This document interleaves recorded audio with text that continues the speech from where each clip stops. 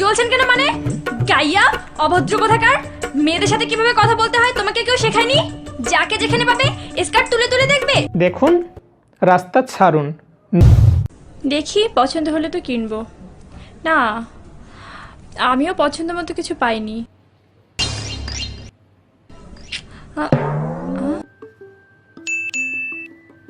সাথী, একটা ছেলেরা আমার দিকে ড্যাপ ড্যাপ করে তাকিয়ে আছে।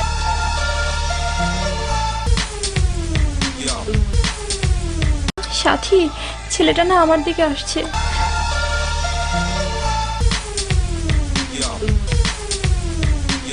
হায় হায়, আমার কি হবে?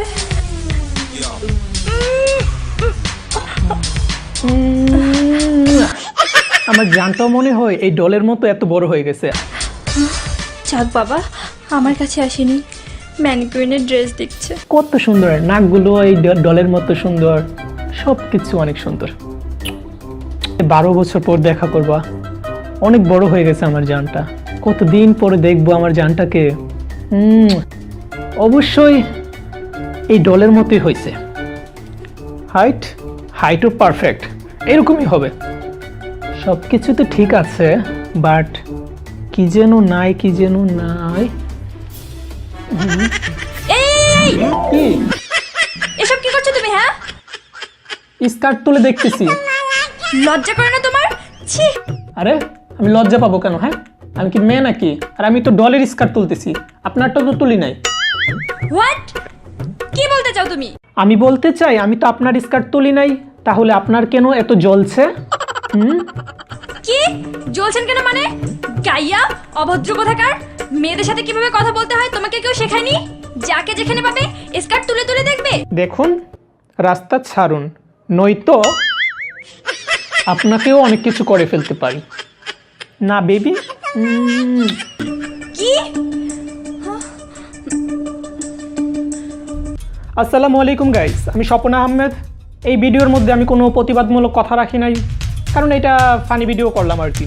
কারণ প্রতিবাদমূলক বা ভালো জিনিস সবার কাছে ভালো লাগে না। তারপর একটা কথা বলি, আপনারা চিন্তা করে দেখেন যে এরকম মুভির মধ্যে যে কাপড় তোলার কথা উল্লেখ থাকে, যে স্কার্ট তুলে দেখতেছি একটা মেয়েকে বলা হয়, এরকম ছবি কি ফ্যামিলির সাথে দেখা যাবে? দেখা যাবে না। যাই হোক, ওইসব কথা আমি বলতে চাই না যে প্রতিবাদমূলক। এটা জাস্ট ফানি ভিডিও, এটার মধ্যে কোনো প্রতিবাদমূলক কথা বলতে চাই না। সো এইটাই। Excuse me. ইয়েস। দেখুন না, এই মাস্তানটা কখন থেকে আমাকে টিচ করছে। এই ধরনের বেয়াদব লোকদের যে কেন শপিং মলে ঢুকতে দেয়?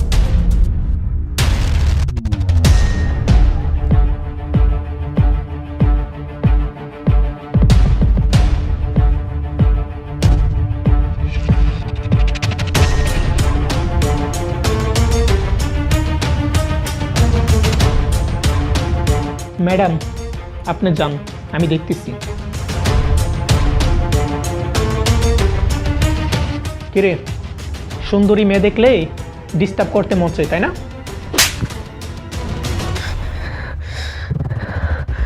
শোন, ও হচ্ছে আমার হবু গার্লফ্রেন্ড। ওরে পটাইয়া ওর সাথে আমি রিলেশন করব, বুঝলি? আর ও হচ্ছে আমার এক্স গার্লফ্রেন্ড।